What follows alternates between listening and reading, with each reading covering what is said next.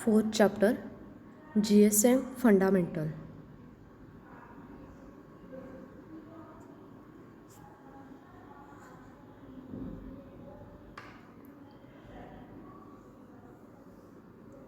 So, first we will see what is GSM. GSM means Global System for Mobile. Global System for Mobile. It is a second generation cellular standard which is developed to cater a voice services and data delivery using digital modulation. So GSM stands for Global System for the Mobile, and it is second generation digital cellular technology used for mobile voice and data service. It is originally developed by ETSI, that is European Technical Standard Institute in Europe, to solve the fragmentation problems of the first generation network. The GSM is the name of standardization group established in 1982 to create a common European mobile telephone standard. The GSM uses a narrowband time division multiple access, that is TDMA, that is time division multiple access, for providing a voice and text based services over mobile phone network. It is first cellular system to use a digital modulation scheme and network level architecture. It is first cellular system to use digital modulation scheme and network level architecture. Presently, GSM support more than 1 billion mobile subscribers in more than 210 countries throughout the world.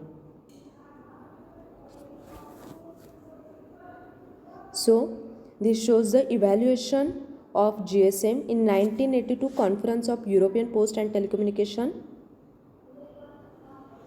Form the group special mobile called GSM. So 1G,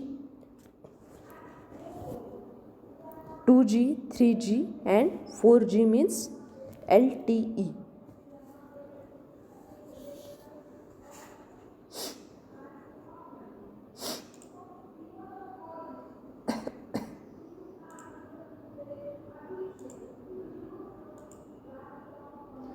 There are 930 network in 222 countries and the regions, more than 3 billion subscribers worldwide and more than 80% worldwide market share.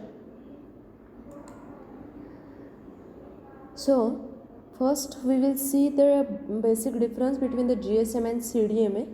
GSM means the Global System for Mobile Communication.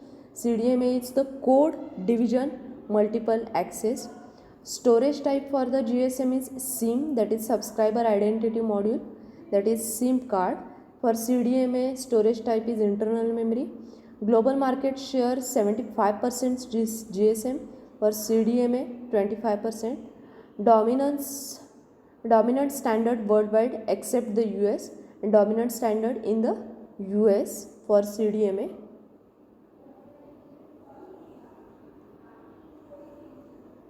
Then data transfer GPRS E3G 4G LTE. For CDMA it is 3G 4G LTE. Network for the GSM, every cell has a corresponding network tower which serves the mobile phone in the cellular area. And for CDMA there is one physical channel and a special code for every device in the coverage network.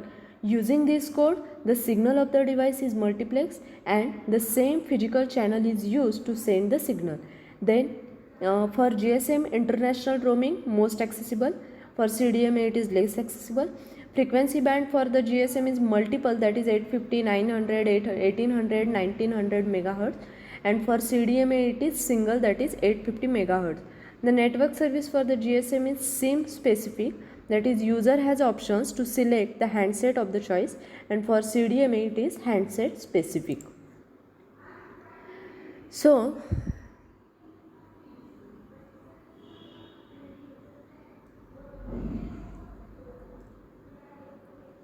next is the generation of GSM. The first generation is analog mobile technologies, that is AMPS, TSCS and NMT. Second generation is digital mobile technology, GSM and CDMA. Then the next is 2.5 generation. It is an enhancement of GSM, that is GPRS. Next is third generation, that is technologies coursed by the ITU or IMT. And next is these are the key events in the GSM evolution, that is AMPS means Advanced Mobile Phone System, TACS means Total Access Communication System, and NMT is Nordic Mobile Telephones. So 1G analog in nature, only speech, no data service. 2G digital in nature, speech plus data, both, that is SMS possible. For 1G international roaming not possible, and for 2G it is globalized, so international roaming is possible. So in 2001 the first commercial launch of 3G was done in Japan. With 3G following services are available: video conferencing, online games, net surfing. So we have already seen the difference between the GSM and CDMA. This is the generation of GSM.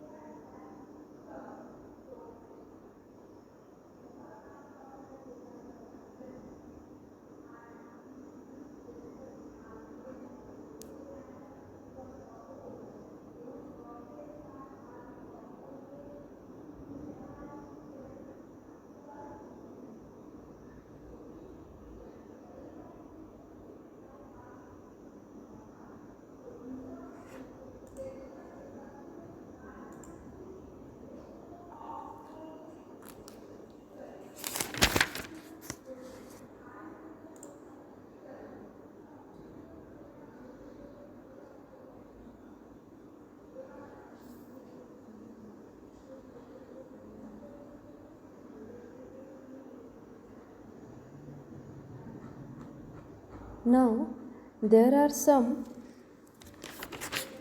characteristics of GSM standards.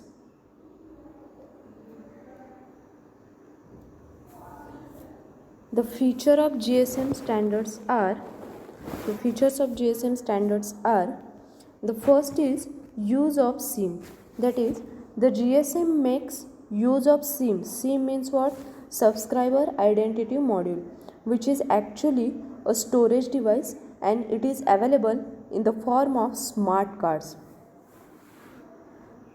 It is removable and portable. We know that SIM cards can be removed from the phone. So it is removable and portable. It stores the subscriber identification number, subscriber's home network and country information, private keys, user specific information, etc. So all these can be stored in the SIM. It is stored in the SIM. Next is the privacy of data.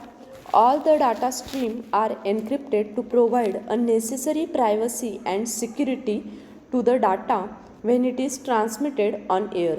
For this purpose, specific cryptographic keys, which are the function of time, are used, which are known to the cellular device only. Next feature is GSM provides improved spectrum efficiency. Next feature, the facility of national and international roaming is provided. Next feature is GSM maintains a good speech quality. Next feature is GSM is compatible with ISDN, PSTN and other telephone company services. And the last feature is it can also be made compatible to the newest services. So these are the features of GSM.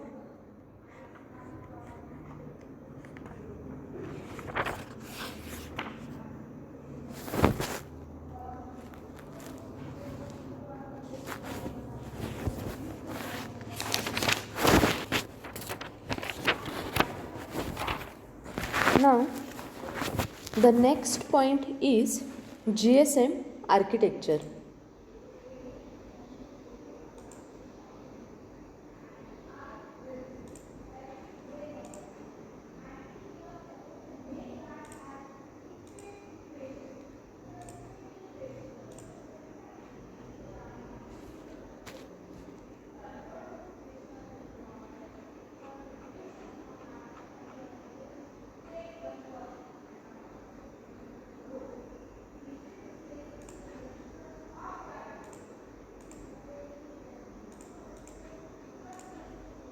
Before going to the GSM architecture, we will see the GSM services. So, the GSM services, there are three services: tele services, data services, and supplementary services. So, what is tele services? These services allow subscriber to use a terminal equipment functions for communication with other subscribers. It supports emergency calling, fax services, video text, and teletext services through they are not integral part of GSM standard.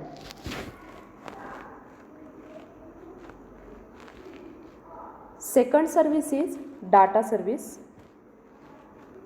or bearer services.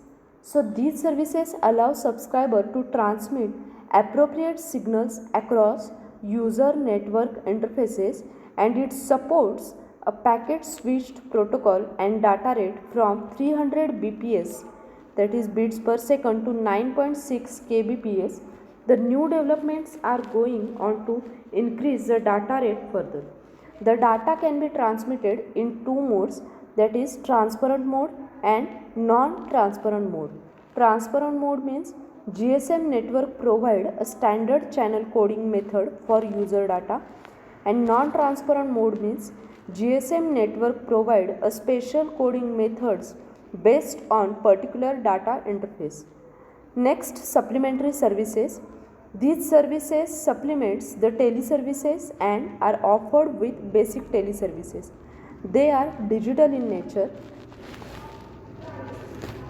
Also, supplementary services consist of these services includes a caller identification, call forwarding, call waiting, multi-party convergence, and bearing of outgoing, that is international call, among others.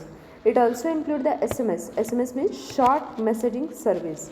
It is a text messaging service which allows sending and receiving text messages on GSM mobile phone. Some of the supplementary services, examples of some of the supplementary services are call conferencing, call waiting, call bearing, call forwarding, number identification, advice of charge, and closed user groups. So this is about GSM services. Basically there are three services: tele services, data services, and supplementary services.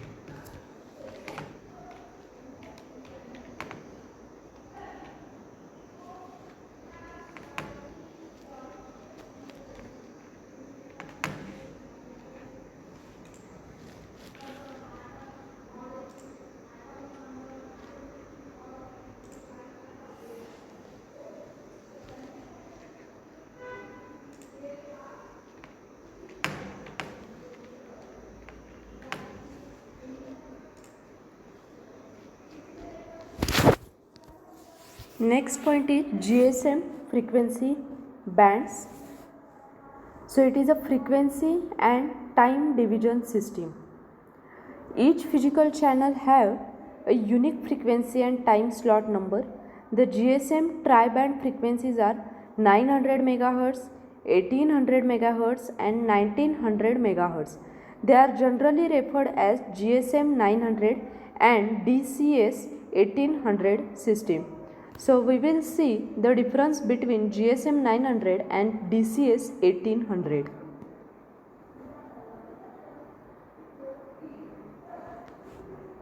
The first parameter for the comparison is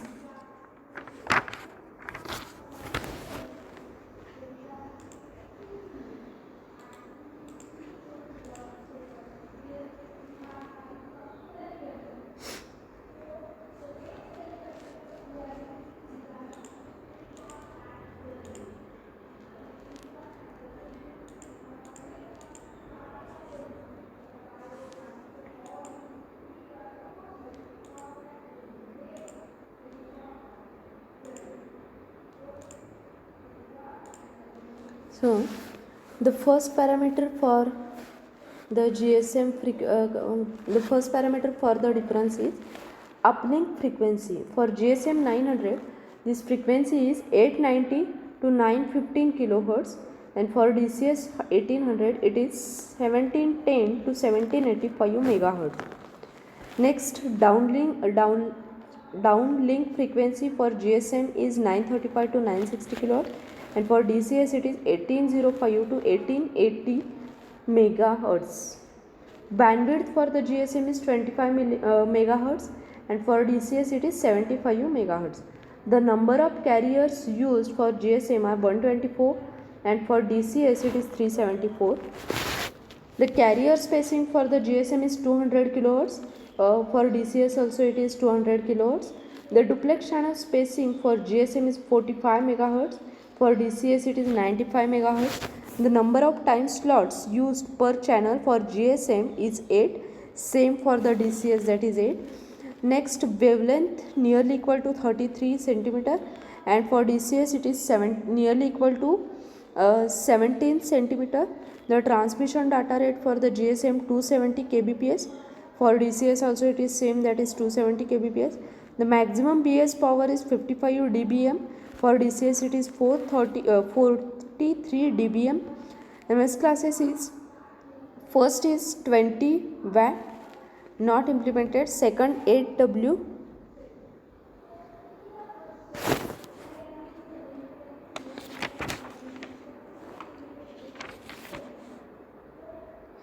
Next is there are some performance characteristic of GSM. The first characteristic is communication, means it has a mobile wireless communication, it supports for service and data services. Next is total mobility, that is it has international access. Chip card enable use of access points of different providers, and worldwide connectivity, that is one number the network handles the localization. So these are the performance characteristic of GSM.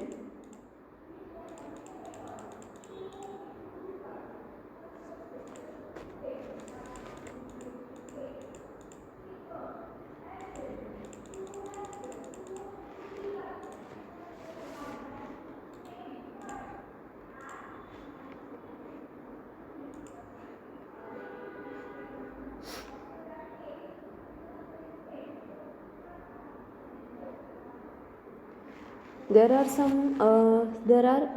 some more characteristics of GSM, that is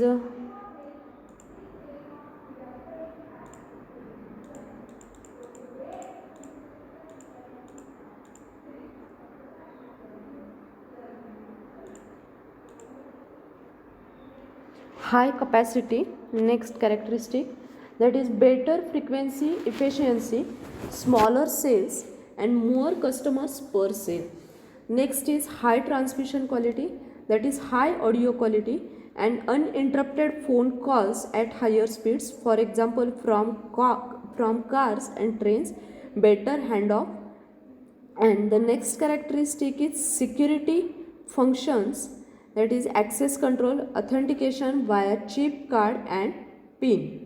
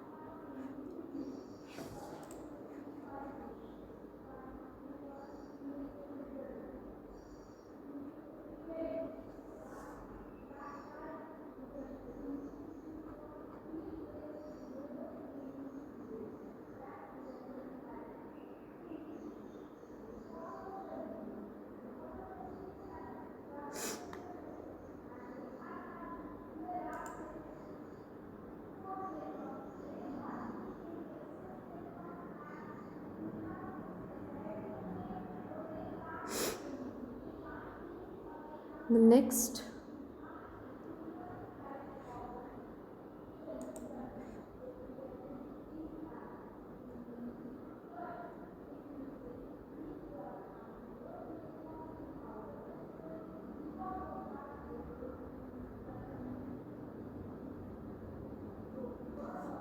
So increased capacity means the GSM system provide a greater subscriber capacity than analog system. The GSM allows 25 kilohertz per user, that is 8 conversations per 200 kilohertz channel pair, a pair comprising one transmit channel and one receive channel. Then digital channel coding and the modulation used makes the signal resistant to interference from cells where the same frequencies are reused. A carrier to interference radio level of 12 dB is achieved as opposed to the 18 dB typical with analog cellular. This allows increased geographic reuse by permitting a reduction in number of cells in the reuse pattern. Then audio quality of GSM, that is the digital transmission of speech and high performance digital signal processor provide a good quality speech transmission.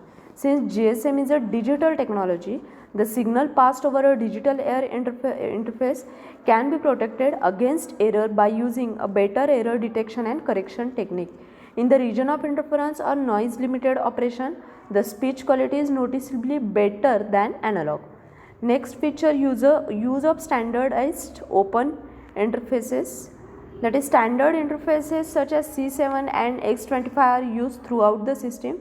So the different manufacturers can be selected for different parts of the PLMN.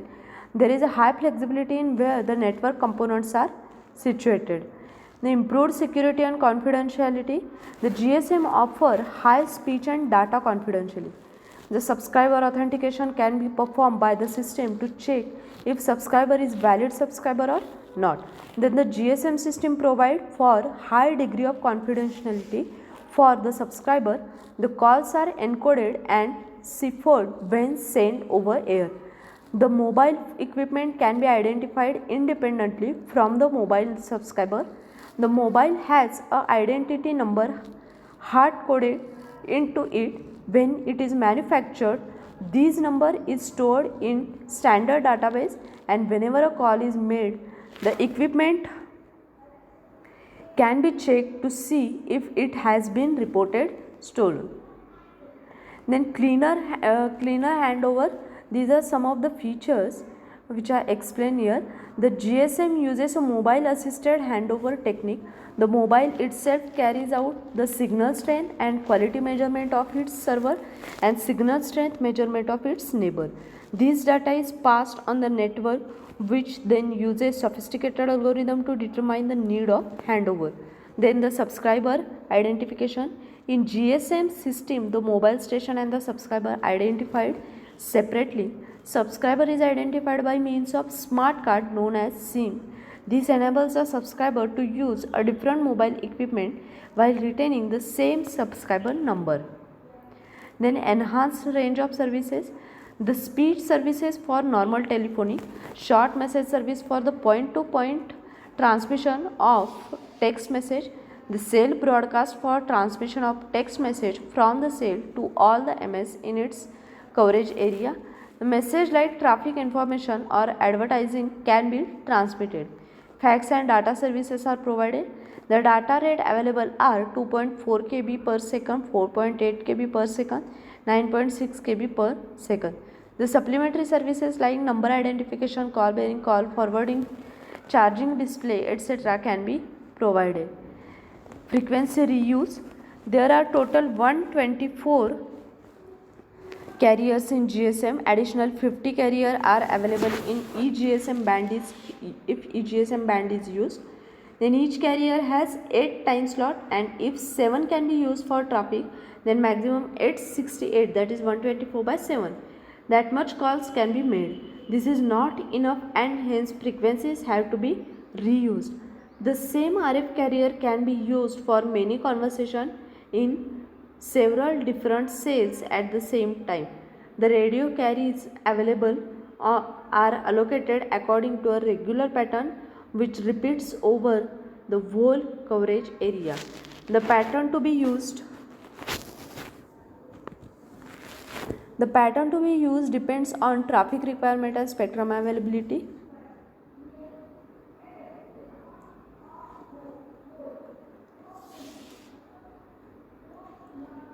So this is all about the characteristic